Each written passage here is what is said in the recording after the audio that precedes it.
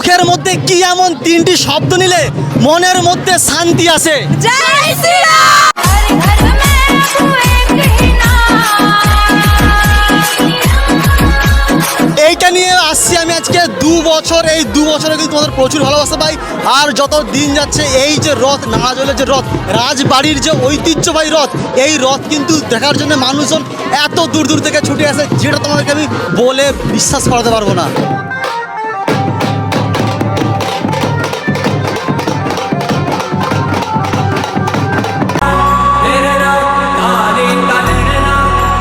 দুশো বছর ওপর, প্রায় 300 বছরের কাছাকাছি পুরনো ইতিহাস আর আভিজাত্যের ছোঁয়া।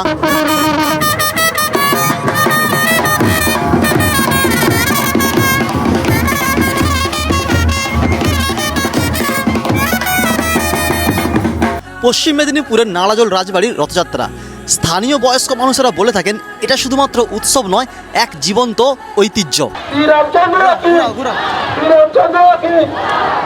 ঐতিহ্য রাজকীয়, খুব মোটা চওড়া চওড়া রথের চাকার ঘূর্ণনে আজও মিশে আছে পুরনো দিনের সেই রাজকীয় গরিমা। রাজার আমলের রথ মানে বাবা ভোলেনাথ, গোপীনাথ জিউ, জগন্নাথ দেব হাজার হাজার বছর ধরে আমাদের সকলের মধ্যে বিরাজমান করছে। এটা শুধু একটা রথ নয়, নাড়াজল মানুষদের কাছে এটা একটা আবেগ।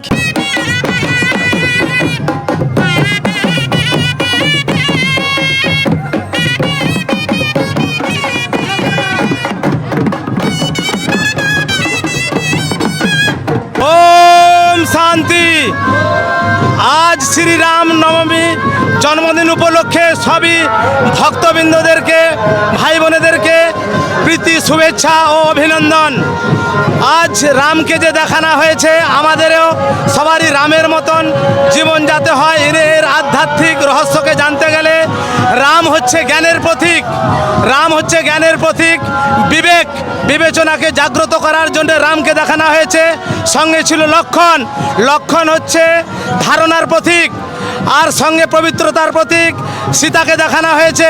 এর আধ্যাত্মিক রহস্যকে জেনে আপনাদেরকে আপনাদের জীবন সুন্দর করতে হবে, আর রামের রাজত্ব ফির দুবারা নিয়ে আসতে হবে। স্থাপনা হওয়ার জন্য পরম পিতা পরমাত্মা পরম ভূ এই ধরণী পর এসে গেছে। কিছুদিনের মধ্যেই সত্যযুগ স্থাপনা হচ্ছে।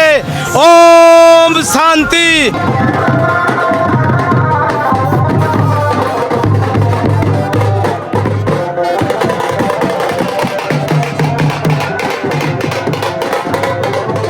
জয় শ্রীরামের ধ্বনিতে কিন্তু রথ কিন্তু এগিয়ে যাচ্ছে আস্তে আস্তে।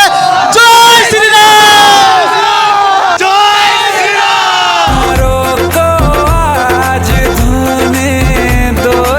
আর এই রথ কিন্তু নাড়াজল রাজবাড়ি থেকে আসার পর, বেরোবার পরে আসবে লঙ্কাগড় পর্যন্ত।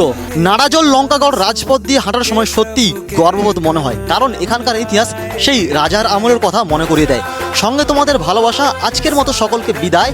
জয় জগন্নাথ, জয় শ্রীরাম, হর হর মহাদেব, जय बजरंगबली। जो रामोपासक भगवान श्री राम से प्रेम प्राप्त करना चाहते हैं, उनको सीताराम नाम का जप करना चाहिए, रामचरितमानस का पाठ करना चाहिए, गायन करना चाहिए, श्रवण करना चाहिए, मनन करना चाहिए, और हनुमान जी महाराज के चरणों में आश्रय रखें, क्योंकि हनुमान जी की कृपा से सिया राम के चरणों में प्रीति प्राप्त होगी।